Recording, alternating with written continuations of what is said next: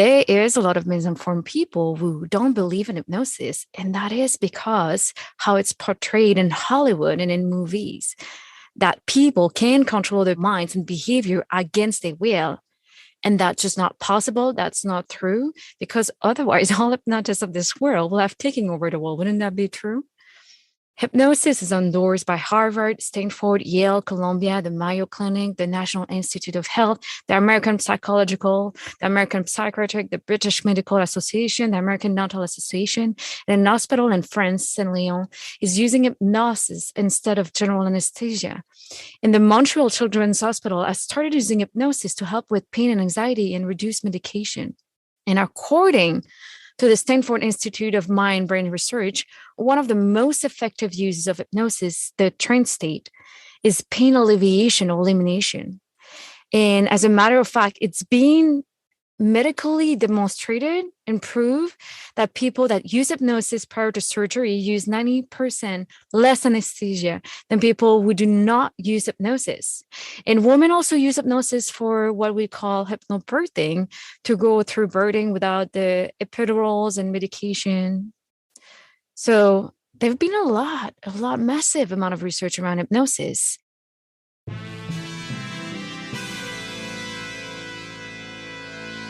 Thomas Edison, Richard Branson, John F. Kennedy, Mozart, Michael Jordan, Will Smith.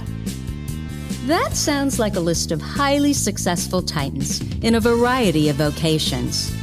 Why is it that we rarely hear that they have or had ADHD? And you know what we hear even less about? Serena Williams, Emma Watson, Mel Robbins, Whoopi Goldberg, Agatha Christie, Erin Brockovich, Cher. Yeah, the successful women navigating ADHD. And that's exactly why I started this podcast, ADHD for Smartass Women. I'm your host, Tracy Otsuka.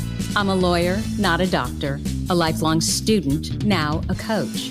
I'm also the creator of Your ADHD Brain is A-OK, a system that helps people like you figure out what they should do with their life.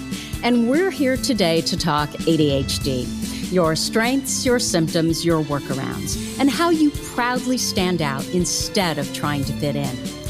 I credit my ADHD for some of my greatest gifts. And you know what? I spy a happier life for you too. So without further ado, a shiny new episode is starting now. Hello, I am your host, Tracy Otsuka. Thank you so much for joining me here for episode number 161 of ADHD for Smartass Women. I hope you'll subscribe to this podcast and our newsletter over at tracyotsuka.com. My purpose is always to show you who you are and then inspire you to be it. In the thousands of ADHD women that I have had the privilege of meeting, I've never met a one that wasn't truly brilliant at something. Today, I am delighted to introduce you to Meggie Houle. Meggie, I forgot to ask you, is that how you pronounce your name? Hi, Tracy. My name is pronounced Meggie Houle. It's French. Meggie Houle. Okay. Oh my gosh. You know, the way my brain works is I get a name, like the way it's pronounced in my brain, and it's just like a worm and it just sticks there. So Meggie Houle. Yes. You know what? I think that's probably the last time you'll hear me say your last name. So anyway, one more time. Meggie Houle is the author of Finish What You Start, Breaking Out of the Busy Mind, Restless Body Trap to Create a Life You Love, even with ADHD. She's a certified hypnotherapist and self-hypnosis teacher. After surviving a paragliding accident, she found hypnosis and discovered that it not only removed the stress she was carrying from that accident, but also helped her ADHD symptoms. She now helps her clients to unlock what's stopping them so that they can stay focused and achieve their goals. And she spends her free time paragliding. So you got back on the paraglider, right, Meggie? Yes, I did. And traveling in the great outdoors. So Meggie, did I get all that right? Yes, you did. Absolutely. Thank you. It was a wonderful introduction. Wonderful. So I'm going to be straight up with you, Meggie. When my podcast producer told me about you and what you do, I was like, Grace, what about science? Because when I think about a hypnotist, I think of someone on the Tonight Show or a corporate event that makes the audience do stupid things. But then I thought about therapies like tapping or meditation and how not too long ago they were thought of as pretty woo-woo and very unscientific.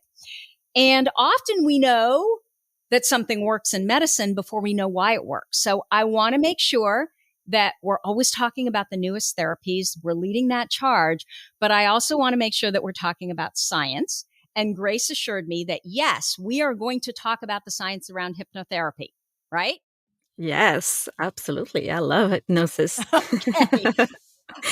I'm really excited for you to share that information with me and our audience. But first, can we talk about your ADHD? Yes, absolutely. Okay. So I would love to know your symptoms. Yes, so I think my symptoms have evolved over the years. Like before the accident, they were really, really bad.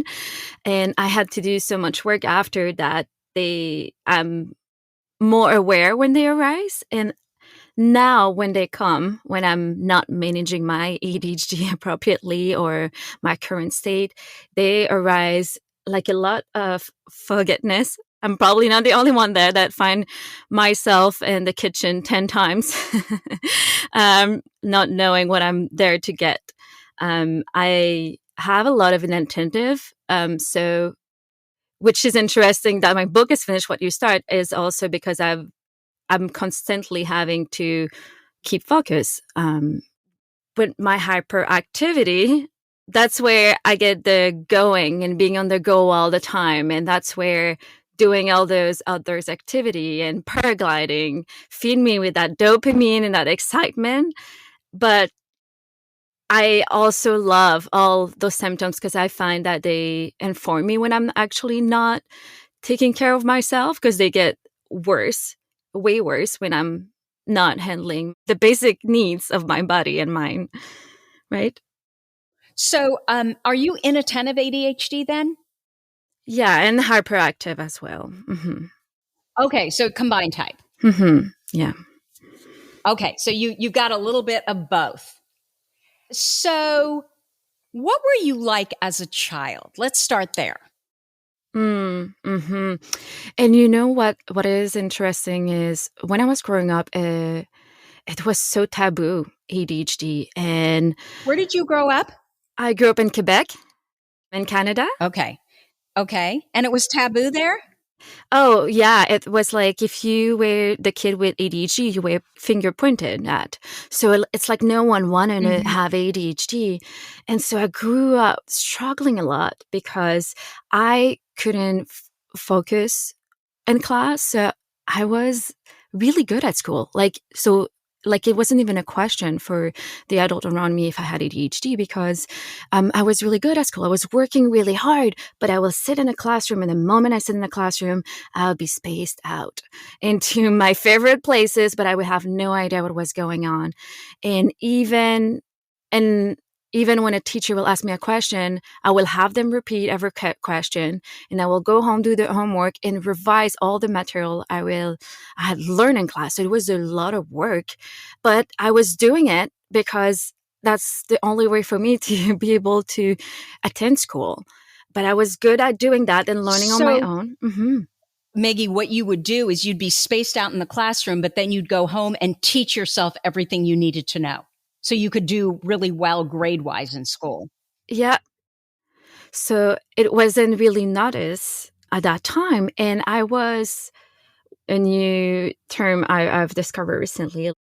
My hyperactivity was more in the oppositional defiant disorder. So I will just never, and that means like I will always have constant fight with my brother and sister in stardom at home, not at school, but I will never stop, like always going against authority in my family. And that's how it showed up for me. They typically say that girls internalize their symptoms, boys tend to externalize them. And it almost sounds like you internalized your symptoms everywhere except for at home when you would get in fights with your siblings. Yes, absolutely. And I have 5 siblings, so there was a lot of people to pick on. Okay. And so all the way through school, no problem at all. In college, you were able to just get right in there. That transition wasn't a problem. Yeah, that's when things got harder because then I started working. I started working when I was 12, and at 14, I already had 2 jobs. And so having that on top, and then I always kind of kept 2 jobs. And then going to Did school you and have mhm. to? Did you have to have two jobs? Like what was going on in your family? Or was this just, this is how driven you were? You wanted to work two jobs. Yeah, I think it's absolutely my hyperactivity. I mean, my family, my parents didn't have a lot of money, like given that we were a lot of children too. And Mhm. so I wasn't receiving money from them. So any clothing that I wanted to buy, it had to come from my money. And I was just really hypersensitive, obviously with ADHD, in the sense that I didn't want to burden my parents with one more thing that I had to do. Like I was taking responsibility over myself in the sense that Mm. I had to earn my own money to pay all my stuff and never ask them anything. Okay. So in high school, you've got these two jobs that you're doing. Were you also able to maintain your grades? Were you able to keep up in school? What happened? Yes, I was somehow, but I was working very hard at home. Like I will have no time off. Like I wouldn't, like watching TV wasn't part of my life or doing anything really fun because I will go home and do my homework because I was also in an advanced international program. So I had to go home, do these homework. And later there's a part when I went in college in pre-med, and I actually left pre-med school because it became too hard then, because there's just a part of it at some point that it was just I just couldn't keep up. And I was, with ADHD, like our short-term memory is not really good, but a long-term memory is really good.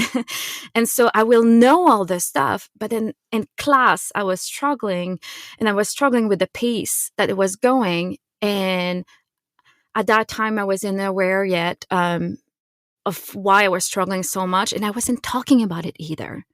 And I think the first time that I really noticed that help could be needed, I was sitting in a classroom, and there was this other girl that she sat in front, with like in front of the teacher, and she had someone beside her that was taking notes for her.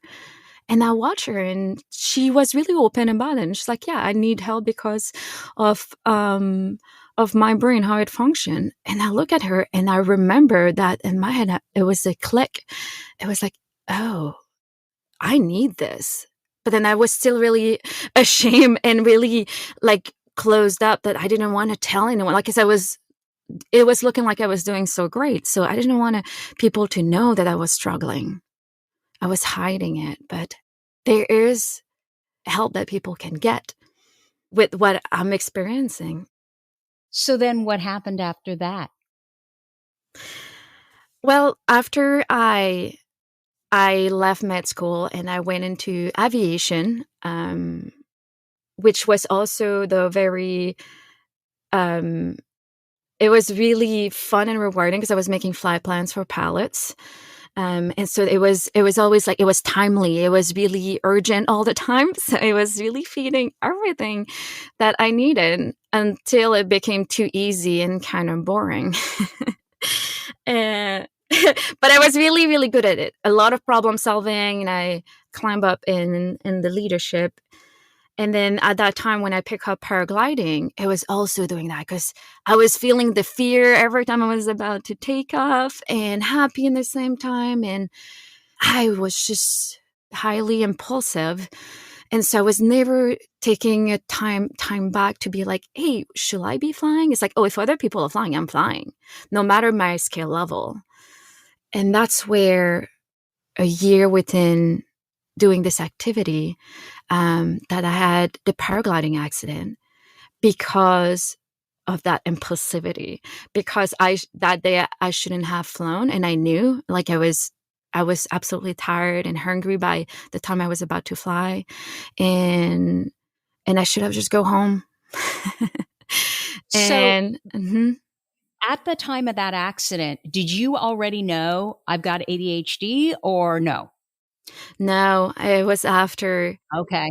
Okay. So talk to me about the accident. So was this a pretty serious accident? Um, it was in some ways, which I am grateful for this accident because I think it just I become the person I am today. But I broke my back. I had a burst fracture, but they actually had Oh, yeah, to, that's serious. yeah, they had to remove the vertebrae, and then it did some spinal cord injury as well. So I had my whole pelvic area that was paralyzed.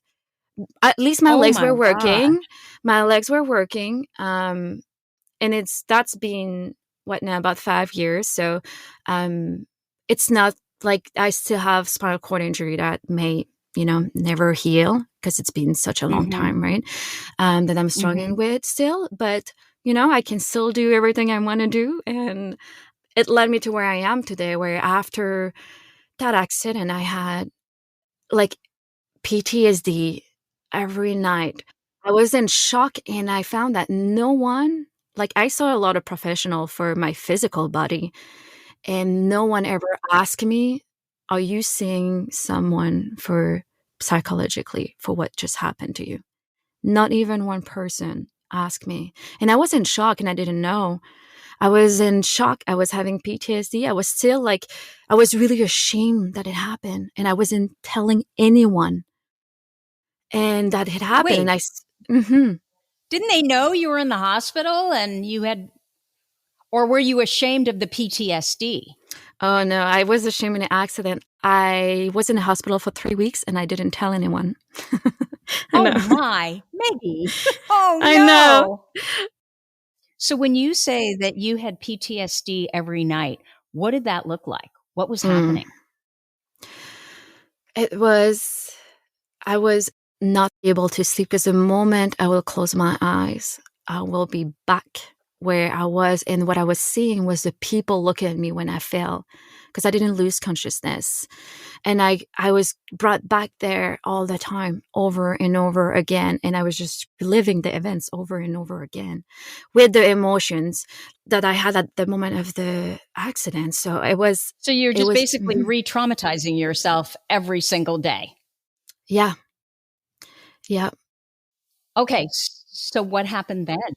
Hmm.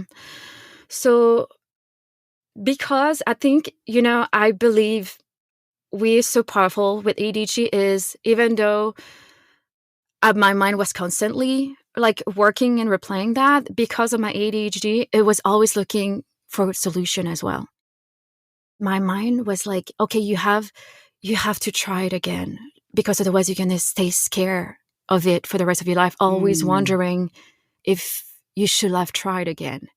And I couldn't shut my mind. I couldn't shut my mind. And at that time, what happened is my body, because of the broken back, is my body wasn't functional the way it used to. So usually I will go and do all those mountains, all those hikings, all those backpacking, like all the time. Like I will never relax. But then I realized my body couldn't follow with my mind at that time. So there was a a dissonance between the two because my mind wanted all those things and my body couldn't follow. And so I had to come up with new ideas, like very being, and the positive of our brain is being really creative is we never short of ideas, and they come. They come, and so we try them. And that's what happened for me. Like, and I've little by little, I tried again. I'm like, I asked a friend to be beside me the first time I touched. It took me 3 months before I even touched my paraglider. Um, and the first time I was like, I opened it and I wanted my friend to look beside me, like if the paraglider was going to jump over me and kill me, because my brain was in survival mode. And I'm like, can you just stand beside me while I'm like pulling it out? Because it's a big chute. And pulling it out and trying to strap it onto me because I was shaking as I was doing that because my body remembered the stress I had. But he did, and I put it up, and then nothing happened. And so it told and informed my brain that, okay, it's safe. So I didn't go and fly right away that day. It took me a little bit more of that. Like just, I took a step back, just like to know that I'm safe and that I can get into it now. But I'm like, I need to give myself time to process that. I needed time. And then I slowly got back into it again. And I was really fortunate not so long after to meet with a community of other paragliders that also had spinal cord injury. And they started talking about it like it's just really normal, like absolutely normal. They were talking about how the bladder and all the bodily function are not working and what they're doing about it, like so openly. And I was like, oh, I'm not the only one struggling with all this. Hello. And that didn't make you say, okay, there's all these people that happened to. Maybe I shouldn't go do this again. It was the opposite for you. Yeah, because I think there's probably more chance to die from a car accident than paragliding. I think paragliding is just more impressive to watch. And it's impressive because an accident usually doesn't give a big margin of error. So if you make a mistake, I fell 30 feet from the sky because I did a bad maneuver. Yes, but I survived. And I just did. Okay. I just broke my back, nothing else, like not even an ankle. Like I landed on my feet and I didn't even break an ankle. So it amazed me how strong our body are. My mother broke her back in a car accident. So yeah, at least your story is a little more exciting, right? Yes. Okay, so lead us into paragliding to how did you get into hypnosis and hypnotherapy? Yes. And so as I was expanding my community, it's like I started healing as well and started looking into now how to manage my brain because I was still struggling with, so I have a partial paralysis of my bladder. So it's still nowadays. So it's something that I have to manage all the time. And so at the beginning, when everything was really new and I was feeling out of control, like I felt absolutely out of control. And that was frustrating for a young woman to lose function of her bladder all the time. Yeah. But I had to find solution. What am I going to do to not, to get control over my mind? And I can either just self-loathe or try to find ways that I wasn't going to pee in my pants wherever I go. Mm-hmm. And so that's what I started focusing on because that was more important to me. But because of that, I started really understanding kind of the brain, how it functions.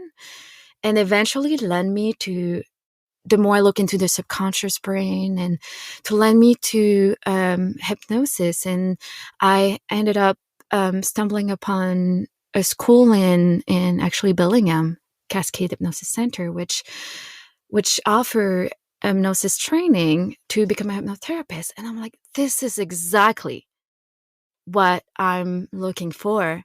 I want to help people like me I wasn't even thinking about going to see a psychologist. Somehow it just never crossed my mind because I went once like earlier in my life and I didn't have a good experience and my brain kind of decided that it wasn't good for me somehow, which is not true. I think it can help a lot of people. But so I found hypnosis, it can really make changes on the subconscious mind. It can really help you tap into the inner power so much faster and so much efficiently. And so at that time, I decided to do the training and to start doing that and helping people. And it didn't only help my clients to get over like a lot of things they were trying to overcome because it worked really fast. But I learned the self-hypnosis I learned, which is the self-hypnosis I learned is different. It's different in meditation because it bypasses the analytical mind when you get into that alpha state, when you get into that normal hypnosis state that, by the way, we experience every single day. But you create that space to access your subconscious mind. And And the way this one works is it works with this sentence already written. It's a systematic approach and technique that you do that, and then you get insights because your brain, we want to come in dissonance. It comes in dissonance with what is said because they want to say, hey, I don't believe what you're saying in your self-hypnosis. But then you keep repeating it, and it just, at some point, it becomes just who you are, and it start believing it, because the more you come in dissonance, the more you remove all that is not true with the work that you're doing. And so that actually helped me remove the last little bits that I had of PTSD. And then I felt myself completely free. And I was like, oh my gosh, I need to teach that to everyone. Okay. So what is the difference between hypnosis and hypnotherapy? They are the same. Is there a difference? Okay. Therapy, it means moving you towards wellness, right?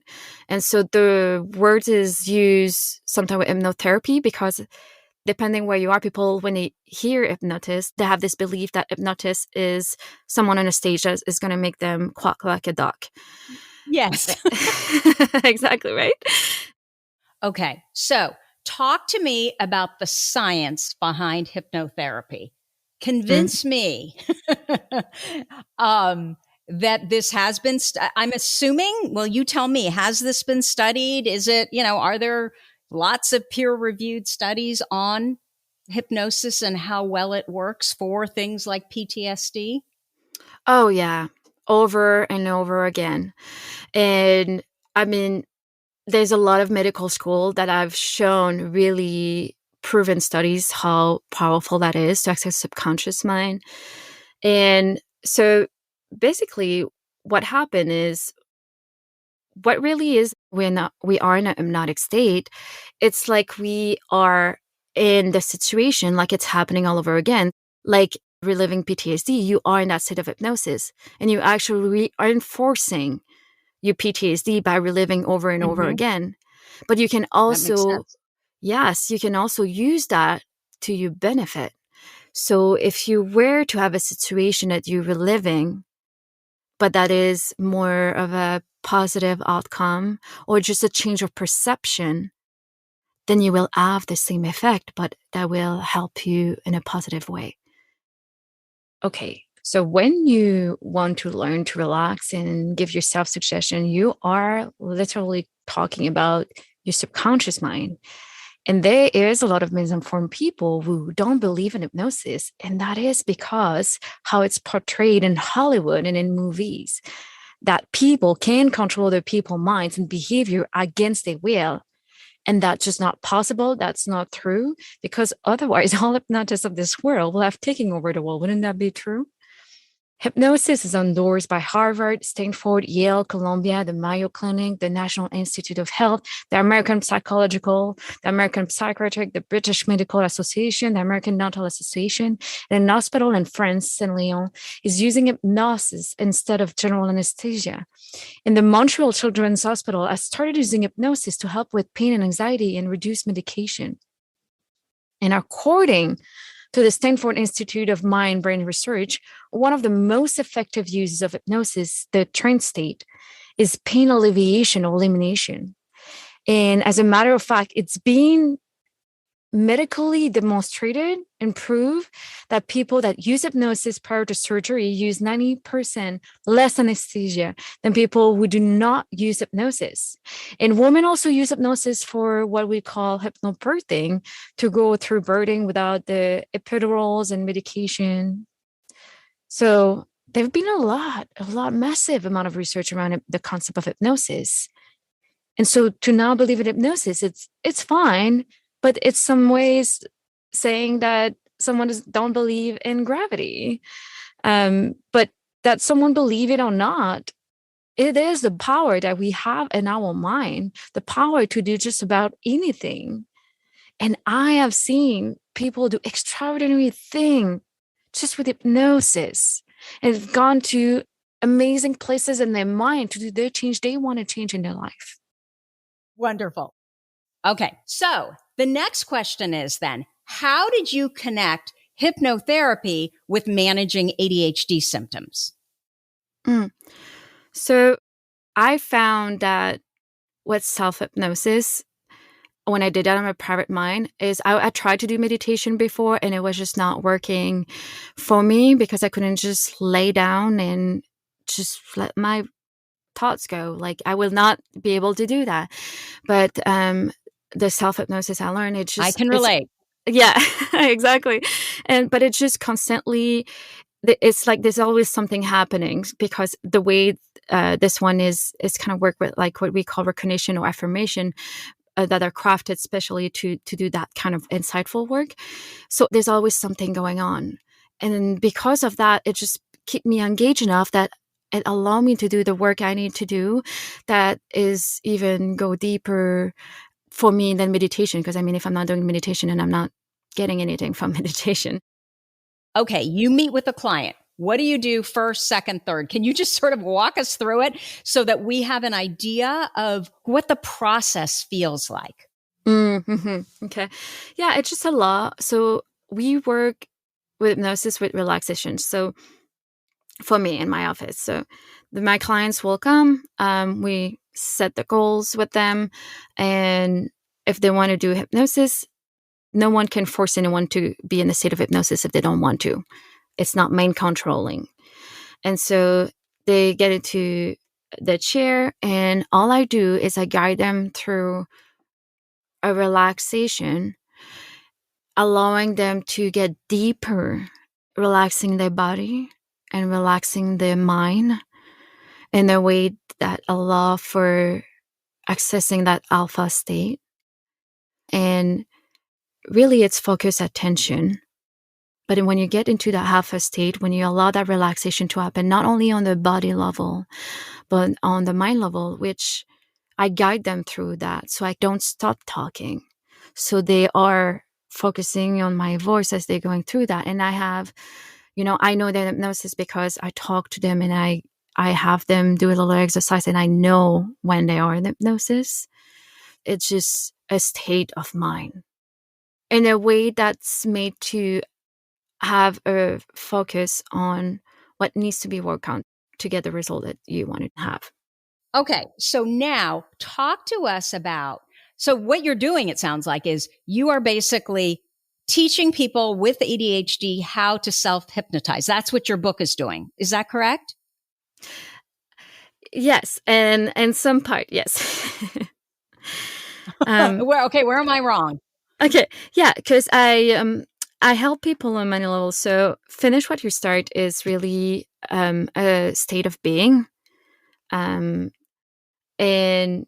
with self-hypnosis, what I really brought into that is all the insight of how to get to that state, but also how to be successful in finishing what we start, and what are the blocks that we getting in our life when we know we want to get something done, but we just can't get there, and we don't really understand consciously what's going on. And so there are blocks that are operating subconsciously or unconsciously that are not allowing us to reach that goal because they are other things I want to get addressed first. And so it helps guiding through that. So, I mean, the thing is with my book, you can't, you get in a kind of state of hypnosis when you read a book. Actually, when you have focused attention, it's possible to get into a light state of hypnosis reading a book, but it really like explain some of those blocks and how to get through them, and how to use what I've learned working with my clients and seeing when I help them to finish what they start. And that was kind of the theme that kept coming back. And what some of the things that we work on with those clients to get to that success, to get them where they wanted to be and be successful. What would you say if I asked you, how is it different than meditation, mindfulness, tapping? Like, what is it that's different about hypnosis? I think in all those we can reach the mind state of the alpha state, but it's not everyone that everything works for everyone. And I think what's important is to find what works for us and what we feel is safer to do. the safest for me. What it allows me is when I have my chatter brain box going on, my busy mind, then if I am in the middle of chaos, then I can repeat myself the self-hypnosis, like if there are just a kind of affirmation, and it relaxes me instantly, because the practice I do when I lay down and take the time to do my self-hypnosis, then when I'm in my worst, in a really bad situation or something, to calm myself in all the ways, then I can just start repeating the same practice, and it will automatically calm my nervous system down. But for me, like, for example, for me, it's something that I can do in my own mind. So I can be like, there was a time I was standing in the middle of Delhi in India, and it's complete chaos if you've ever been there. And I felt overwhelmed. So many people, so many activities, so many noise. And I was about to just wanting to cry. But at that moment, all I started to do is to repeat myself, what I've been doing in my practice, my self-hypnosis practice, repeat it to myself and allow my nervous system to calm down. So really, I think a lot of those practice, we do them because we want to feel better, but also once we do them enough, because when we really need them, they just become automatic. And that's what we want. I really love that answer. So basically what you're saying is, yes, all of these different therapies, they calm your nervous system. So you need to just pick the therapy that you relate to most and that works best for you. And this is one of, in your toolbox, this is a potential tool that can do just that. I mean, I love EFT as well, but I would not do, like, I could do that, I guess, if I'm in the line getting coffee and getting overwhelmed. I could do that. EFT is tapping. Yeah, so tapping. Don't know. But for me, like, I change them when I need them, because sometimes some work better for some situation than others, and it just, like you said, it's your toolbox, and I like having a big toolbox. I love that. Okay, so what do you think the key to living successfully with ADHD is? So what I find is to first cover the basic, because with no enough sleep and no food, there's absolutely nothing that can get done or get accomplished. So I'm always really realistic about how much sleep did I get? How much am I feeding my physical body? Because if that's not being taken care of, like, no matter how hard I try to focus and accomplish something, it just will be 10, 20, 30 times harder already. And the second thing is to also feed the brain with joy and fun, because it's just natural endorphins. And if we don't do that enough, what happens is a mind wants to do it for us, because it needs a breaks once in a while, and that's when we get easily more distracted. Like, we find ourselves that now we start reaching for food or other distractor that we don't really want to have, but that sometimes just become what feed also our brain with pleasure. And so we have to make sure that that we feed our physical body and the mind in a way that allow us now to to get more done and to be able to focus and follow through and finish what we start. Makes sense. And do you have a number one ADHD workaround for us? I use my negativity bias all the time. Are you familiar with that term? No. I mean, of course I've heard of negativity bias, but I don't know what you're getting at. So I'm interested. Yeah. So the mind naturally it's programmed to always see the worst outcome of everything, because thousands of years ago, our survival depended on that. So it would have allow us to remember the bad berries, or that there was a saber tiger running after us. It allow us to survive then. But the thing is, even though we did evolve, we still have this natural negativity bias, and we are just programmed that way to always see the worst of everything. So if we receive like one bad email, but we receive 99 good one, like emails or reviews, then we are going to forget that we just received 99 good ones, and we're going to focus on that bad one. Totally. Totally. Okay, so how do you use it? Okay, yes. So what I do is when I can't get myself to do something, I use that. So I like to use the dishes as an example because I think everyone can relate that they maybe don't want to do dishes. And everyone always has dishes to do. It's just a problem that everyone can meet in their life. And so sometime if I know I have dishes to do and I can't get myself to do it, and so I create that negativity bias, the worst outcome of not doing it, which is also creating an urgency, right?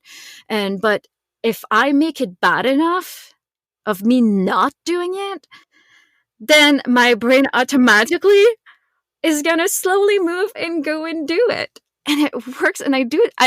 I realized that I do that for a lot of things without even knowing that. I'm like, I don't want to do something. And I'm like, well, if you don't do it, then this and this is going to happen. And this and this. And then it motivate me. And that's how I end up having things getting done.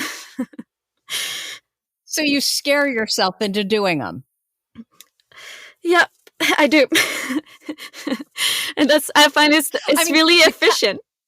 So tell me, what is the worst thing that happens if you don't do your dishes? Are you talking about, oh, there's maggots on the plate? Like, what are you thinking of in your head, your brain? When it's really bad, I start even using, like I visualize the dirty plates, like me doing it, being there for a day or two. I also like to use like, if I don't do it now, I'm going to have to do it tomorrow, and I don't want to do it tomorrow. It seems worse than doing it now. And I use that a lot. And if sometimes I also use just to make something fun out of it. Yes. Like for this, for example, like I reserve my favorite TV show. Like I'm like, then I can, and I love doing those two together because I love doing something boring while watching a TV show. I guess hyperactivity. it keeps me very satisfied. It totally works. Yeah. So I do that a lot. It works. Okay. Well, that one makes a lot of sense to me. The first one just makes me laugh. I think it's funny. Okay. So where can people find you if they want to know more about you and what you do, Meggie? Yes, absolutely. So I wanted to give my book away for anyone listening to this podcast.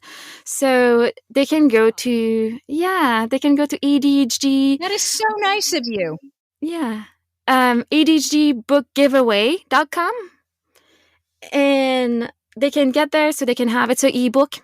But you can download that into your Kindle if you use that. And yeah, so ADHDbookgiveaway.com. Wonderful. Thank you so much for that. They can also, if they want a physical book, though, they can buy it on Amazon, right? Mm-hmm. Yeah, on Amazon. Meggie, thank you so much for spending time with us here today. I really appreciate your insights on hypnotherapy. Well, you're welcome. It was a pleasure. It was amazing being able to talk with you on that. So that's what I have for you for this week. One more thing, if you struggle with planners, I have created one just for the ADHD brain. It's easy in and easy out, so you'll actually use it. And you can still find it at spyhappy.me/planner. So if you like this episode with Meggie Houle, did I get it right? Meggie? Yes. Houle? Yes, you did. Oh my gosh. Please let us know by leaving a review. Our goal is to change the conversation around ADHD, helping as many women as we possibly can learn how their ADHD brains work so that they too may discover their amazing strengths. And you know what? Your reviews really help. So thank you for listening, and I will see you here next week. You've been listening to the ADHD for Smartass Women podcast. I'm your host, Tracy Outsuka, and we're available on iTunes, Stitcher, Spotify, and Google Podcasts. Not coincidentally, ADHD for Smartass Women, it's also the name of our free Facebook group. We're a totally smartass community of successful, ambitious women who share our ADHD wins, questions, and workarounds. Join us at tracyoutsuka.com, where you can also find more information on our Your ADHD Brain is A-OK system. I spy a happier life for us, and I'll see you again next week.